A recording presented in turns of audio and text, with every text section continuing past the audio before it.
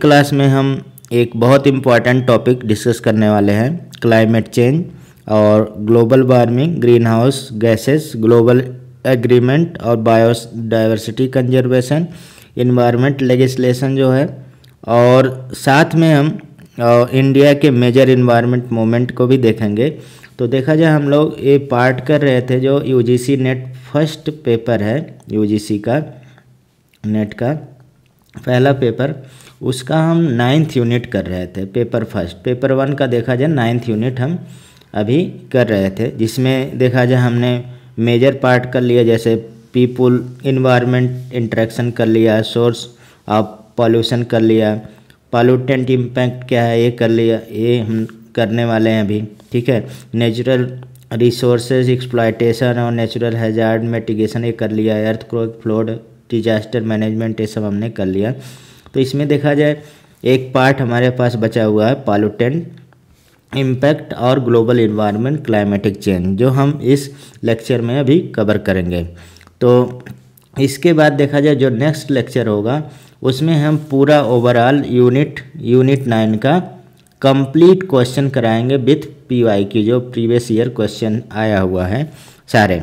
ठीक है, तो यहाँ पे देखा जाए सबसे पहला ये लिखा हुआ है, जैसे देखा जाए हम एक कंप्लीट करने के लिए, कंप्लीट स्टडी मटेरियल के लिए हम यहाँ पे आपको ये कंप्लीट नोट्स भी रख रहे हैं, जिसे आप देख सकते हैं। यही हमारा सिलेबस है और यहीं से क्वेश्चन आते हैं। तो क्लाइमेट देखा जाए चेंज जो है, क्लाइमेट चेंज एक 21st सेंचुरी का हिसाब बताता है कि इन्वायरमेंटल इशू है जिसका डायरेक्ट इम्पैक्ट क्या ग्लोबल इकोनॉमी और सिविलाइजेशन पर पड़ता है। और क्लाइमेट चेंज का मतलब एक तरह से कह सकते हैं कि long term change in average weather pattern जो होता है वही क्लाइमेटिक चेंज कहलाता है। तो देखा जाए हमारे पास जो लिखा हुआ है, climatic change is the most important issue of the 21st century, जैसा हम अभी बताएं। Potential direct advice impact on global economy and civilisation, it is long term change in average weather pattern, उसे हम लोग बेसिकली क्या बोल सकते हैं, क्लाइमेटिक चेंज। इट में occur over a period of time which में range from decade to million of year. Climatic change में भी लिमिटेड टू स्पेसिफिक रीजन भी हो सकता है और लिमिटेड भी हो सकता है, में अकर अक्रॉस द होल अर्थ। अब यहाँ पे दूसरा बात आता है कि क्लाइमेटिक चेंज किसके रीजन में, एक रीजन में भी हो सकता है और पूरे अर्थ को भी कवर कर सकता है, ऐसा यहाँ पे क्लाइमेटिक चेंज में देखा जाता है। दूसरा वर्ड आता है यहाँ पे पैलियो क्लाइमेटोलॉजी। अब आपको पैलियो क्लाइमेटोलॉजी डायरेक्ट पूछा जाता है एग्जाम में, और ये देखा जाए पैलियो क्लाइमेटोलॉजी क्या है, study of climatic change taken on scale of the entire history of the earth. ठीक है, तो पैलियो मतलब पुरातत्व होता है एक तरह से। तो देखा जाए यहाँ पे उसका time scale entire change of history, it make use of data from ice sheet, tree range, sediment, coral और सेल एंड रॉकेट। पैलियोक्लाइमेटोलॉजी एक साइंटिफिक स्टडी है जो अर्थ के पुराने क्लाइमेट को समझने के लिए आइस शीट, ट्री रेंज और सेडिमेंट, कोरल सेल और रॉक्स का उसे यूज करते हैं। ये सब हम इसमें पढ़ते हैं। तो दूसरा देखा जाए ग्लोबल वार्मिंग क्या है, इस पे आते हैं। यहाँ पे जो अभी हमने देखा इसमें पैलियो क्लाइमेटोलॉजी फेमस है। ठीक है, आते हैं next. Global warming is the progressive increase in average temperature of earth near surface air ocean during the last few decade and it's likely continuation in future as well. This is mainly because of emission of heat training, जिसमें green house gases होगा into atmosphere which is a result from human activities such as burning of fossil fuel, deforestation. One of its main effect is shift to global weather pattern referred to climate change. तो देखा जाए climate global warming क्या है। Global warming का मतलब है अर्थ का near surface जो एयर होता है और ओशन में एवरेज टेम्परेचर का कंटिन्यूस इंक्रीज होना, जो लास्ट कुछ डिकेड से ऑब्जर्व किया जा रहा है। और इसका मेन रीजन है ग्रीन हाउस गैसेस का एक्सेसिव इमिशन है, जिसमें ह्यूमन का मेजर रोल होता है। Fossil fuel burning, deforestation, urbanisation, industrialisation, ये सब मेन इसके काजेज हैं। और ग्लोबल वार्मिंग का सबसे बड़ा इफेक्ट है क्लाइमेट चेंज, यानी कि ग्लोबल वेदर पैटर्न में शिफ्ट होना। तो देखा जाए ग्लोबल वार्मिंग क्या होता है, एक तरह से जैसे यहाँ पे आया कि ग्रीन हाउस गैसेस, हम यहाँ पे समझाने के लिए बता दें कि जैसे मान लीजिए जो लाइट आती है एच न्यू के फॉर्म में आती है, ठीक है। तो ये अभी क्या है, हाई फ्रीक्वेंसी में रहेगा। जैसे आप देखते हैं हम यहाँ पे RMIVU और XY, ये देखा जाए इंफ्रारेड है, ये विजिबल रे। जो लाइट आ रहा है विजिबल रे है, ये हाई फ्रीक्वेंसी, इधर फ्रीक्वेंसी इंक्रीजिंग ऑर्डर में है। और इधर देखा जाए ये इंफ्रारेड है, जिसे हम लोग हीट रे भी बोला जाता है, हीट रे। अब इसकी फ्रीक्वेंसी कम है, जब लाइट आती है सन से तो वो पार करके आ जाता है। मान लीजिए गैस के कुछ कार्बन डाइऑक्साइड ऐसे गैस का पूरा ग्रीन हाउस गैस ऐसे ढका हुआ, अब इसको जो हाई फ्रीक्वेंसी की विजिबल रे है तो पार कर जाती। लेकिन जब हमारे शरीर से या प्लांट से या अर्थ से हीट निकलता है, हीट रे जिसे हम लोग इंफ्रारेड बोलते हैं, ये क्योंकि इसकी फ्रीक्वेंसी कम हो गई तो कुछ तो पार कर जाती है, लेकिन बहुत सारे पार नहीं कर पाते। तो ये क्या होता है, ट्रैप हो जाता है। और ये ट्रैप होता है उसी को हम लोग क्या बोलते हैं, ग्लोबली इंक्रीज होता है, जिसकी वजह से ग्लोबल वार्मिंग बोला जाता है। तो बेसिकली सिंपल सा वर्ड है कि ग्लोबल वार्मिंग हीट रे के वजह से होता है। और हीट रे क्या है, इंफ्रारेड है। तो अब इंफ्रारेड क्यों है, क्योंकि ये ग्रीन हाउस गैसेस यहाँ पे एक मास्क की तरह हो गया। जैसे आप कार में बैठे हैं, लाइट आ रहा है, अब लाइट अंदर तो आ जाता है तो आप देखते हैं कार की सीट गर्म हो जाती है, क्योंकि उसमें ट्रैप हो जाता है, ठीक है। अब वापस नहीं जा पाता, क्योंकि हाई फ्रीक्वेंसी वाला तो पार कर गया ग्लास को, लेकिन अब एनर्जी उसकी कम हो गई तो फिर वो वापस नहीं जा पाता। उसी तरह से ग्लोबल वार्मिंग है। तो यहाँ पे cause of climate, natural causes, ठीक है। नेचुरल कॉजेज जैसे कॉन्टिनेंटल ड्रिफ्ट हो गया, इसकी वजह से होता है, ठीक है। और दूसरा वोल्केनो भी एक कॉजेज है इसका, जैसे सल्फर डाइऑक्साइड वगैरह ये सब निकलता है, आप देख सकते हैं troposphere. Earth tilt, earth make one revolution around the sun 365 day, और इसमें मतलब जो टिल्ट होता है 23.5 डिग्री होता है परपेंडिकुलर प्लेन ऑफ ऑर्बिट। और इसकी वजह से क्या होता है, सीजनल वेरिएशन होता है, आप जानते हैं। ओशन करंट, इसकी वजह से भी होता है। और देखा जाए अर्थ में ओशन 71% कवर है। ह्यूमन कॉजेज जो एंथ्रोपोलॉजिस्ट होता है, एंथ्रोपोजेनिक बोला जाता है फैक्टर। एंथ्रोपोजेनिक फैक्टर बहुत सारे हैं, ठीक है, जैसे अर्बनाइजेशन, डिफॉरेस्टेशन, जितनी ह्यूमन एक्टिविटी होती है वो। और साइंस ऑफ क्लाइमेटिक चेंज, अब ये सब देखा जाए यहाँ पे कॉन्टिनेंटल ड्रिफ्ट हो गया, वोल्केनिक एरप्शन हो गया, एर्थ टिल्ट हो गया, ओशनिक करंट हो गया, एंथ्रोपोजेनिक ह्यूमन कॉजेज हो गया, ये सब क्या है, कॉज ऑफ क्लाइमेटिक चेंज है। अब देखा जाए साइंस ऑफ क्लाइमेटिक चेंज क्या है, साइंस ऑफ क्लाइमेटिक चेंज। तो यहाँ पे हेडिंग है science of climatic change. Green house effect एक नेचुरल प्रोसेस है जो अर्थ को बेसिकली क्या करता है, गर्म करता है, वार्म करता है। अगर देखा जाए कार्बन डाइऑक्साइड हटा दिया जाए एटमॉस्फेयर से तो अर्थ का जो टेम्परेचर हो जाएगा -18 डिग्री सेल्सियस हो जाएगा। मीन्स अगर ग्लोबल वार्मिंग न रहे तो क्या होगा कि इतना पूरा एवरेज अर्थ का टेम्परेचर हो जाएगा, जो अर्थ का टेम्परेचर कितना होता है 40 to 15 डिग्री सेल्सियस होता है इस समय एवरेज। तो यहाँ पे साइंस ऑफ क्लाइमेटिक चेंज क्या है, the green house effect like a green house keep thing warm for us here on earth. Green house effect work hand in hand with the sun radiation. Without greenhouse gases, planet would be much colder. जैसे मैंने बताया कितना colder हो जाए, -18 degree Celsius हो जाएगा. और green house gases act like a blanket of earth. This blanket can be found to be troposphere layer of the atmosphere. Greenhouse gases have kept the planet warm, trapping radiation from the earth from billion of years. The only thing is greenhouse gas are very picky about which kind of radiation by will absorb.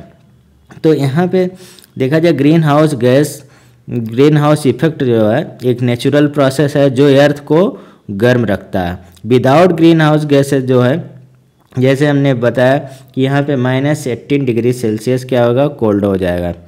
ठीक है. और सन के short wave radiation जो अभी हमने बताया, short wave radiation अर्थ तक आती है लेकिन अर्थ से लॉन्ग वेव इंफ्रारेड रेडिएशन नहीं जा पाता है. तो उसे हम लोग किसकी वजह से, प्लेनेट पे क्या होता है, एक ग्रीन हाउस गैसेस का ब्लैंकेट जैसा बन जाता है. और ग्रीन हाउस गैसेस में कौन कौन से आते हैं, ये बहुत इंपॉर्टेंट क्वेश्चन है, इधर हम अभी डिस्कस करने वाले हैं. लेकिन आपको याद रखने के लिए यहाँ पे बता दें कि सबसे स्ट्रॉन्गेस्ट जो ग्रीन हाउस गैसेस बोला जाता है वो तो मीथेन है.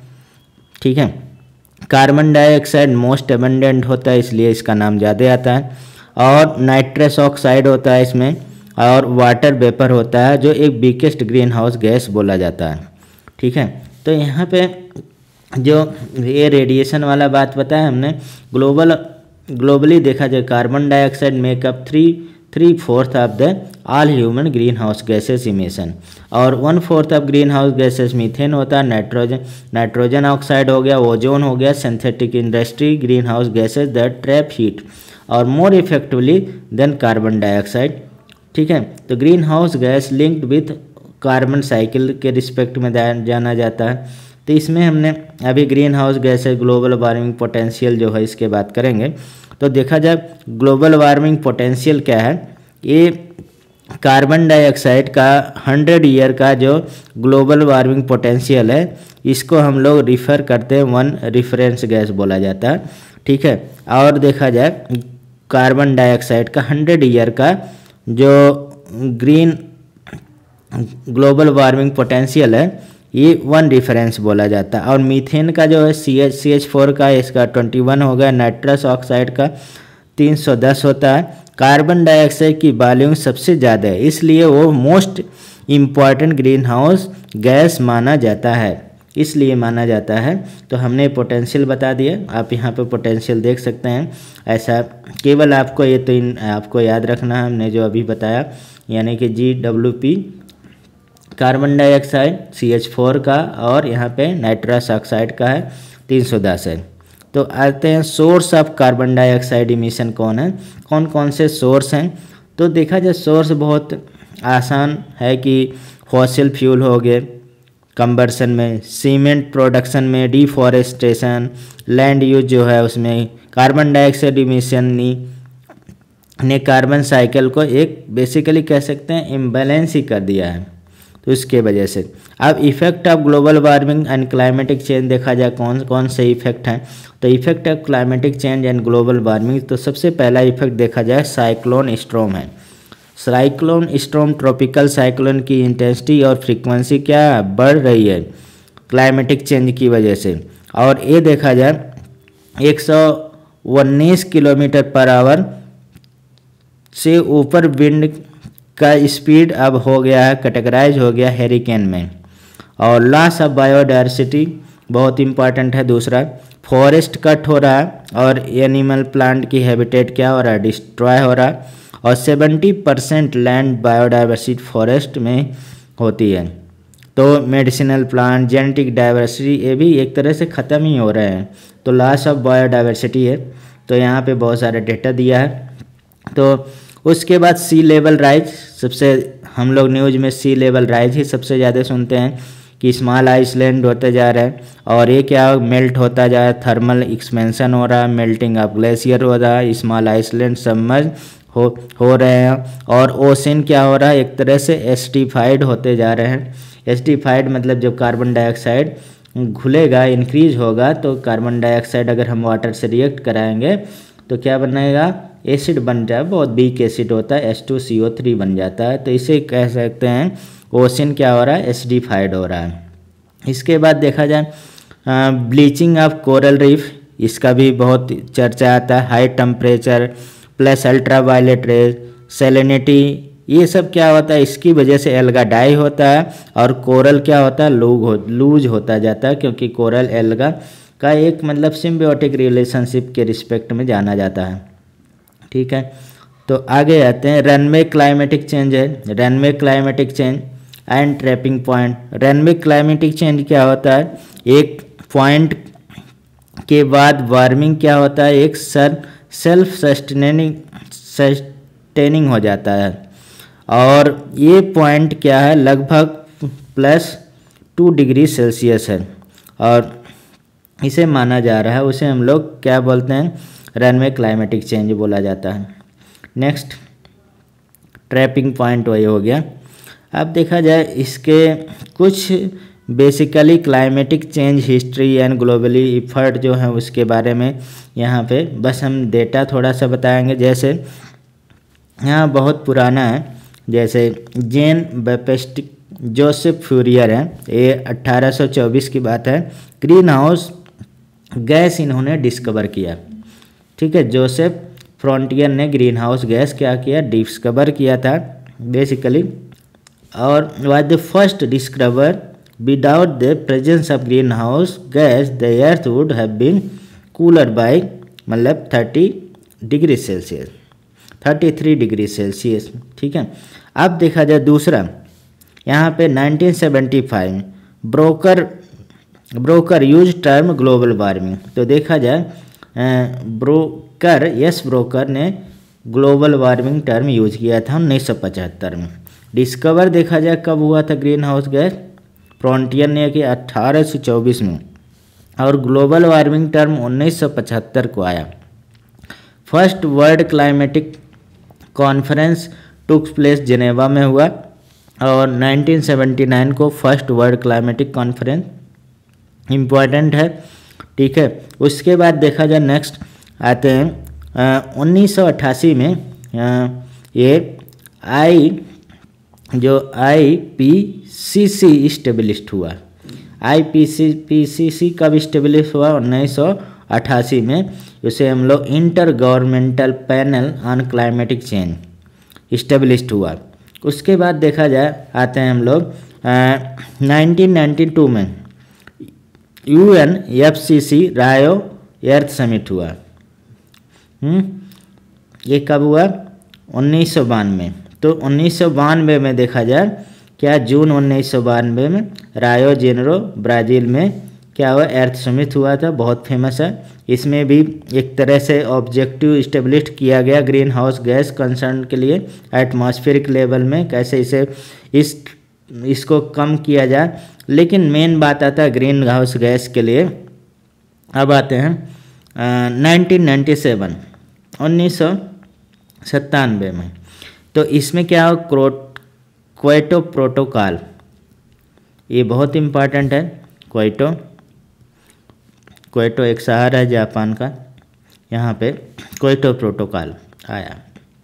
और अब देखा जाए यहाँ पे इसके बाद 2015 में क्या एजेंडा मतलब कॉप 21 आया, कॉप 21, और 2015 में ये पेरिस एग्रीमेंट में। तो यहाँ पे एक देखा जाए एजेंडा और बेंचमार्किंग क्या है। अब UNFCCC क्योटो प्रोटोकॉल और पेरिस एग्रीमेंट के बारे में थोड़ा सा हमें जानना है। ठीक है, तो देखा जाए एम क्या है UNFCCC का 1992 का एम क्या था, इस्टेब्लिश करना है ग्रीन हाउस गैस कंसंट्रेशन, और एक तरह से बॉन्डिंग टारगेट डेवलप करना है। ठीक है, मेन इसका था सिग्निफिकेंट। दूसरा देखा जाए क्योटो प्रोटोकॉल 1997 का, और यहाँ पे देखा जाए ये जो बाइंडिंग इमिशन वगैरह ये है, ये थोड़ा चेंज हो गया, हम लोग करंट में अपडेट कर लेंगे। क्योटो प्रोटोकॉल अब क्योटो प्रोटोकॉल देखा जाए, हमने बताया 1997 का है और इसमें 6 ग्रीन हाउस गैसेस टारगेट किए गए थे। कितने?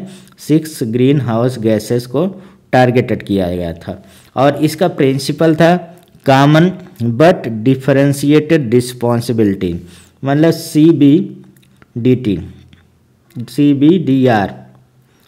और ये मैकेनिज्म था emission trading, clean development mechanism और जॉइंट इम्प्लीमेंटेशन। 3 चीज़ था, इमिशन ट्रेडिंग और CDM और जॉइंट इम्प्लीमेंटेशन, ये 3 चीज़ था इसमें। और पेरिस एग्रीमेंट में आते हैं, पेरिस एग्रीमेंट में और ये देखा जाए बहुत सारे, ये कॉप क्या 21 है यहाँ पे दिया है। जैसे सबसे पहले कॉप क्या है, बर्लिन जर्मनी में फर्स्ट मीटिंग हुआ 1995 में। और उसके बाद देखा जाए एक क्योटो जापान होगा और यहाँ पे ये बहुत पूछा जाता है क्योटो प्रोटोकॉल किस कॉप में आया, तो कॉप क्या है, 3rd है, बहुत इम्पॉर्टेंट है, कॉप 3rd में। और इसमें देखा जाए क्योटो प्रोटोकॉल में annex first party commit to binding reduction target, ठीक है। और यहाँ पे इम्पॉर्टेंट है कॉप, देखा जाए कॉप 8 जो न्यू दिल्ली में हुआ 2002 में, call for transfer of technology and developing. और मॉनेट्रियल प्रोटोकॉल भी एक तरह से इम्पॉर्टेंट है और मॉनेट्रियल प्लान एक्शन बोला जाता है। इसके बाद 2007 में बाली इंडोनेशिया आता है, कोपेनहेगन आता है डेनमार्क में। और यहाँ पे 2012 में दोहा में क्योटो प्रोटोकॉल एक्सटेंडेड टिल 2020। और ये देखा जाए कॉप 21 पेरिस एग्रीमेंट है। और पेरिस एग्रीमेंट के बारे में थोड़ा सा जान लेते हैं। यहाँ पे 5 मेजर पिलर थे, इसको थोड़ा सा हम बता देते हैं, क्वेश्चन आता है। सबसे पहले मिटिगेशन था, यानी कि रिड्यूसिंग इमिशन, ठीक है। दूसरा एडाप्टेशन था, यानी कि enhancing capacity of country to deals with climatic impact. उसके बाद देखा जाए transparency system, global stock take account for climatic action. उसके बाद लॉस एंड डैमेज, मतलब strengthening ability to recover from climatic impact. उसके बाद आते हैं सपोर्ट, यानी कि फाइनेंस की बात। ये 5 पिलर थे, तो आपको याद रखना है पेरिस एग्रीमेंट कॉप 21 में mitigation, adaptation, transparency, loss and damage और फाइनेंस। अब देखा जाए इसके बाद INDC, यानी कि इंटेंडेड नेशनली डिटरमाइंड कंट्रीब्यूशन। और अंडर पेरिस ये इंडिया का बेसिकली इसमें क्या है, इमिशन इंटेंसिटी की बात। तो देखा जाए इमिशन इंटेंसिटी और ये 33 to 35 बाई 2030 तक, ये मतलब कंपेयर किया जाएगा ये डेटा 2005 के लेवल पे। और 40% क्या है, फॉसिल फ्यूल इलेक्ट्रिसिटी। और 2.5 to 3 billion ton carbon sink, यानी कि फॉरेस्ट कवर इसमें करने का टारगेट है, ठीक है। उसके बाद देखा जाए यहाँ पे कॉन्सेप्ट ऑफ थ्रेटनेड स्पीसी आता है, ये तो हम लोग ग्लोबल वार्मिंग से रिलेटेड आ गए। अब यहाँ पे थ्रेटेंड स्पीसी का क्लाइमेट क्या है, इसमें देखा जाए कैटेगरी 4 कैटेगरी में से बेसिकली कैटेगराइज किया गया है। इसमें सबसे पहला क्या हो, इंडेंजर ई, दूसरा वेनरेबल, तीसरा रेयर और चौथा क्या होता है, थ्रेटनेड टी, मतलब EBRT, एवरेस्ट करके याद रख सकते हैं, एवरेट। और ई से हो गया इंडेंजर्ड, वनरेबल और रेयर, थ्रेटनिंग।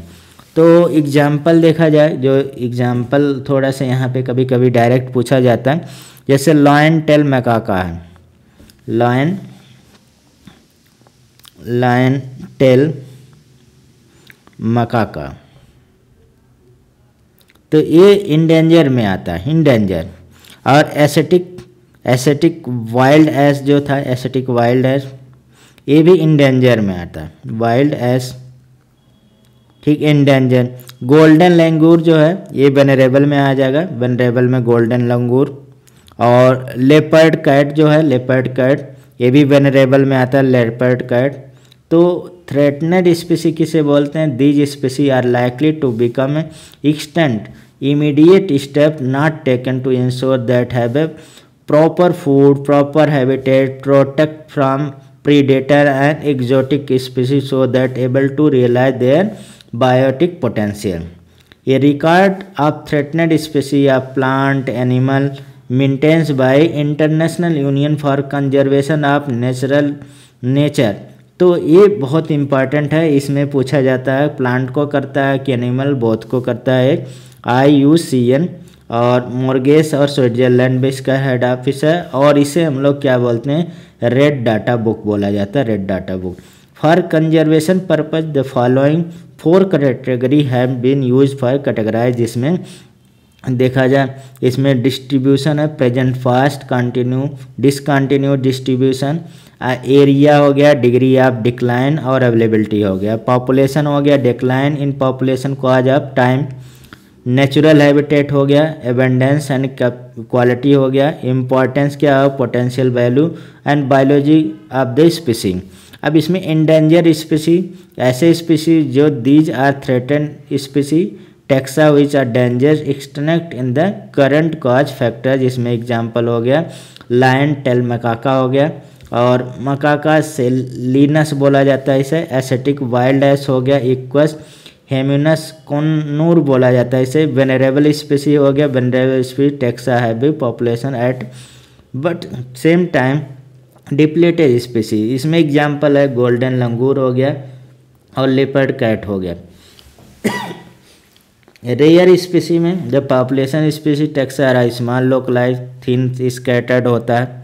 तो इसके बाद देखा जाए इकोलॉजी वाले पार्ट में बायोस्फीयर आता है, बायोस्फीयर। अब बायोस्फीयर क्या है? जैसे हमने ऊपर किया था हाइड्रोस्फीयर, लिथोस्फीयर और एटमॉस्फेयर मिलता है, तो ये बायोस्फीयर हो जाता है। और इसमें देखा जाए हम बायोस्फीयर रिजर्व की बात कर रहे हैं। बायोस्फीयर रिजर्व क्या है? A large protected area for conserving biodiversity plus sustainable use. ये बायोस्फीयर रिजर्व के लिए मतलब यूज कर सकते हैं। यहाँ पे देखा जाए biosphere reserve protected large area of natural habitat in comparison of national park, animal sanctuary, biosphere reserve are the area of terrestrial and coastal ecosystem which promote the conservation of biodiversity with its sustainable use। इसके बाद देखा जाए the United national education and scientific culture जो होता है organisation UNESCO, जिसे man and biosphere इसका programme है, और ये लॉन्च हुआ था 1971 में। और over 500 biosphere reserve world wide and more than 100 country में है। और देखा जाए इंडिया में इस समय शायद 18 बायोस्फीयर रिजर्व है, इसमें 10 यूनेस्को के लिस्ट में है, बाकी 8 यूनेस्को के लिस्ट में नहीं है। तो आते हैं ये देखा जाए ये वाइल्ड प्रोटेक्शन एक्ट भी 1972 का है, ये भी याद रखना है। और आते हैं इसमें देखा जाए कुछ इसमें दिया है कहाँ कहाँ बायोस्फीयर रिजर्व है, इसको हम लोग करंट में देख लेंगे, ठीक है, करंट अफेयर में। तो इसके बाद main difference biosphere reserve, national park और वाइल्ड लाइफ सेंचुरी, ये सब बायोस्फीयर रिजर्व बिगेस्ट इंटाइटी होता है अमंग 3। और रिस्ट्रिक्टेड इंक्रीज आर्डर, जिसमें नेशनल पार्क हो गया, हाईएस्ट रिस्ट्रिक्शन हो गया, वाइल्ड लाइफ सेंचुरी नेक्स्ट, उसके बाद बायोस्फीयर रिजर्व होगा, लीस्ट रिस्ट्रिक्शन अमंग 3। और Indian government had established 18 biosphere reserve India रफली। और IUCN क्या है, इसमें कैटेगराइज किया गया है, कई लिस्ट बनाया गया है। तो अब देखा जाए यहाँ पे लेगिस्लेचर कुछ है, तो उसकी बात करते हैं। Important environment law in India, तो यहाँ से क्वेश्चन आ ही जाता है आपको, या तो मैचिंग वाले आ गए या तो डायरेक्ट आ जाते हैं। तो इसको थोड़ा सा देख लेना है। सबसे पहला देश है जो 1948 का फैक्ट्रीज एक्ट है, 1948 का। इसका क्या काम था? This act aim to providing information on hazardous process taking place inside the factory to its worker, local residents and government office। दूसरा इंसेक्टिसाइड एक्ट 1968, ठीक है, insecticide to aim to regulate import, manufacture, sale, transport, distribution, use of insecticide to prevent risk to human and animal life. उसके बाद देखा जाए आपको दूसरा water यानी कि prevention and control pollution act 1974। This act define water pollution, determine penalty, ये सब बहुत बार एग्जाम में आया है। Water prevention and control pollution act 1974 का है। इसके बाद देखा जाए air prevention and control pollution act 1981। This act control regulate emission from automobile और इंडस्ट्रियल प्लांट। उसके बाद आता है forest conservation act 1980। It maintain prohibit the state government from declaring any reserve forest non reserve without approval of central authority. उसके बाद आ जाते हैं हम लोग next wild life protection act 1972। अब ये भी बहुत इंपॉर्टेंट है। इसका एम क्या है? Provide necessary protection against serious threat of wild life, मतलब इसमें वाइल्ड लाइफ में बोथ एनिमल और बर्ड और expansion, advance agricultural industry, urbanization, ये सब। अब Indian board of wild life set किया गया था 1952 में। लायन का हो गया, टाइगर का 1972 में, लायन का हो गया, टाइगर का 73 में, क्रोकोडाइल का 74 में, ब्राउन एंटलेट डियर का 1981 में। Indian become part of the convention international trade यानी कि इंडेंजर स्पीसी का भी, मतलब जिसे हम लोग सिटी बोलते हैं, 1976 का। Indian start national component of united nation education, scientific and cultural organization, UNESCO man and biosphere का 1971 से प्रोग्राम आ रहा। इसके बाद सबसे ज़्यादा एग्जाम में पूछा जाने वाला द एनवायरनमेंट प्रोटेक्शन एक्ट 1986, और इसके मतलब let down stand emission and discharge of pollutant, restricting area for certain industry, lay down safeguard for prevention of industrial accident, ये सब। जैसे बेसिकली ये भोपाल ट्रेजेडी जो 3 और 4 दिसंबर 1984 को हुआ था, उसी के मतलब कॉज में आपको इन्वायरमेंट प्रोटेक्शन एक्ट 1986 बनाया गया था। इसके बाद यहाँ पे माशेलकर कमेटी रिकमेंडेशन आता है, बहुत फेमस है। ये माशेलकर कमेटी रिकमेंडेशन जो ऑटो फ्यूल पॉलिसी के लिए बनाया गया था। Auto fuel policy suggest bye expert committee head by doctor R.A. Mashelkar include recommendation on auto fuel quality, vehicle emission norm, related issue, also recommended introduction of low sulfur diesel or unleaded petrol and low benzene gasoline phase manner along with promotion of alternative जिसमें fuel use comprehensive natural gas CNG policy is modeled by Euro norm और European Union emission norm such as Bharat 1st, 2nd, 4th, इस आपका चल ही रहा 4th, ठीक है। तो इसके बाद देखा जाता है नया आपको नेशनल ग्रीन ट्रिब्यूनल। तो नेशनल ग्रीन ट्रिब्यूनल कब आना, ये देखा जब बना था 18 अक्टूबर 2010 में इस्टेब्लिश्ड हुआ, और इसे देखा जाए national green tribunal act for effective and expeditious disposal of case related environment protection, conservation of forest and other natural resources. It is a specialized body equipment with necessary expertise to handle environment dispute involving multidisciplinary issue.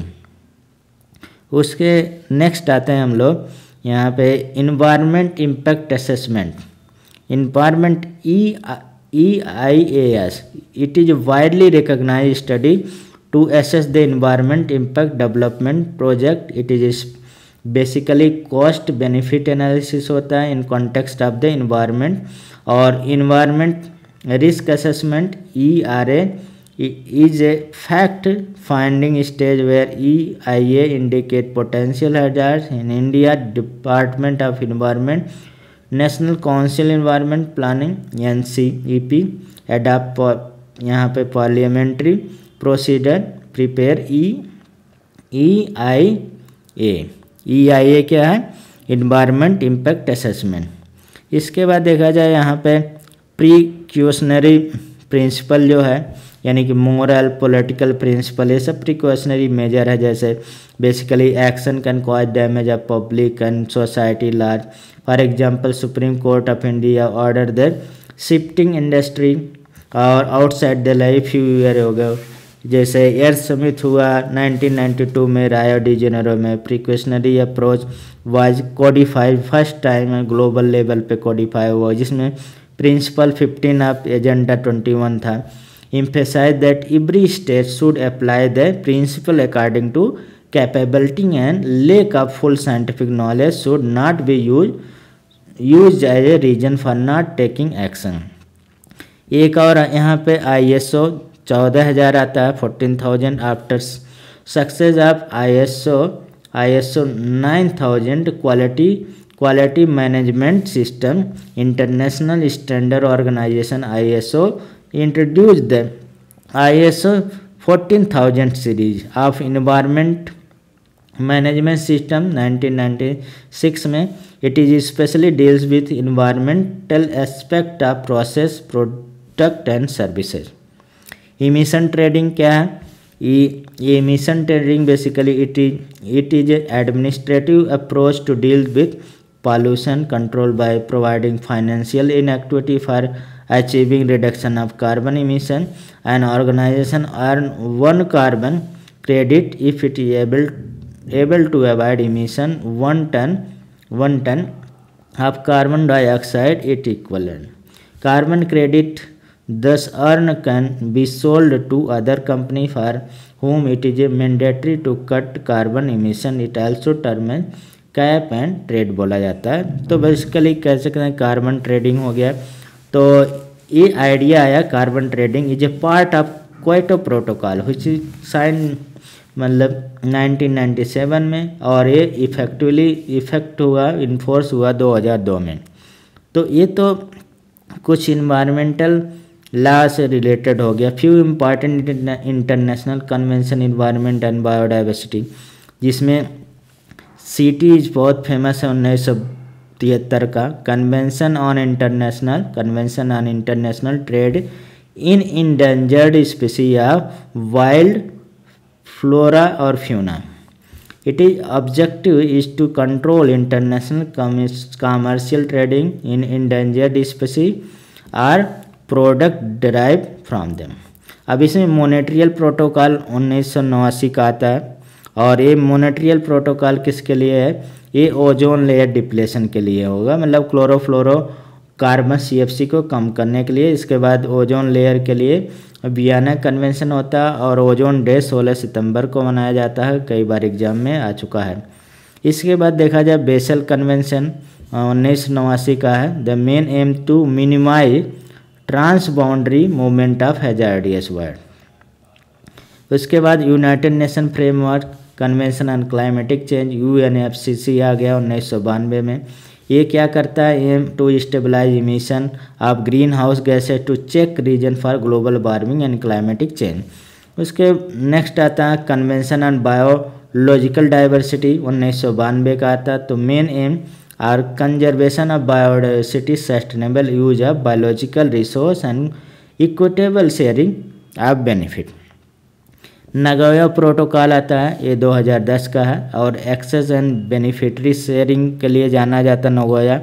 ठीक है। Stockholm convention 2002 का, enforce 2004 में हुआ है। इसके बाद Ramsar convention हो गया, ये वेटलैंड के लिए होता है, ईरानियन सिटी का नाम है रामसर, वहाँ पे 1975-71 में हुआ था रामसर के, और इफेक्टिवली 1975 से लगा।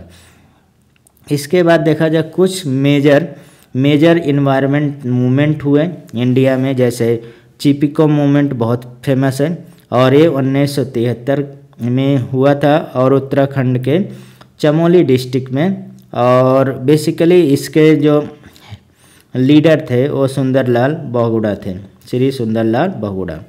इसी से रिलेटेड देखा जाए आईपीको मूवमेंट है, ये 1983 का है। विलेज ऑफ वेस्टर्न घाट और उत्तराखंड और region of Karnataka. The main aim purpose to prevent commercial felling after tree become a symbol of people their right to natural resource visit. ये सर ये पीकॉम वेस्टर्न घाट से रिलेटेड है। टेहरी डैम मूवमेंट हो, Tehri dam, और इससे जुड़ा हुआ बाबा आमेट का नाम जुड़ा हुआ है अगेंस्ट, इन्होंने मतलब फेमस। उसके बाद सेव साइलेंट वैली मूवमेंट, और ये पलक्कड डिस्ट्रिक्ट और केरला का 1973 में हुआ था। साइलेंट वैली उसे बोला जाता है reserve forest from being flooded by hydro electric project of valley wide declare silent valley national park 1985। Narmada Bachao Andolan ये भी, और इससे रिलेटेड मेधा पाटकर का नाम है। Launch to protect population from the adverse effect of Narmada valley project, namely Sharda Sarovar project हो, जिसमें नर्मदा सागर project Madhya Pradesh है। Inter state project involving Madhya Pradesh, Maharashtra, Gujarat has been construct on the Narmada river. It is main leader Medha Pathak. इसके बाद लास्ट कह सकते हैं इससे रिलेटेड है ताज ट्रेपेजियम जोन है। ताज ट्रेपेजियम जोन से एमसी मेहता रिलेटेड हैं इससे, और ये sulphur dioxide gas release Mathura oil refinery and their industrial combine with oxygen and moisture to sulphuric acid बन जाता है, जिसे हम लोग एसिड रेन बोलते हैं। कॉजेज एक्सटेंसिव डैमेज, ताज मार्बल को नुकसान पहुंचाता था, इसलिए कोरोजन को रोकने के लिए मार्बल को यहाँ पे मार्बल, इसे कैंसर भी बोला जाता है। Mahesh Chandra Mehta filed a file before supreme court 1984। The court यहाँ पे rule 1996 relocate shift certain industry. तो ये देखा जाए हम आपको कंप्लीट कर दिए यूनिट 9 हमने कर लिया, इसलिए हम यूनिट वाइज करेंगे। हर यूनिट का हम टॉपिक अब देखा जाए एकदम कॉन्सेप्ट वाले क्वेश्चन हम करेंगे, एमसीक्यू करेंगे, और उसके साथ हम प्रीवियस ईयर वाले भी क्वेश्चन करेंगे जो यूजीसी नेट में आया हुआ है प्रीवियस ईयर के, और उस हर सेशन का करेंगे। उसके साथ कुछ हम फ्यूचर में जो क्वेश्चन उससे रिलेटेड मॉडिफाई होके बनने वाले हैं वो भी करेंगे। तो नेक्स्ट में हम क्वेश्चन करेंगे, फिर उसके बाद दूसरे यूनिट स्टार्ट करेंगे। इस तरह से हम जो भी हमारे पास 10 यूनिट है उसको हम लोग यूजीसी के फर्स्ट पेपर के लिए कर लेंगे। ठीक है, थैंक यू फॉर वॉचिंग।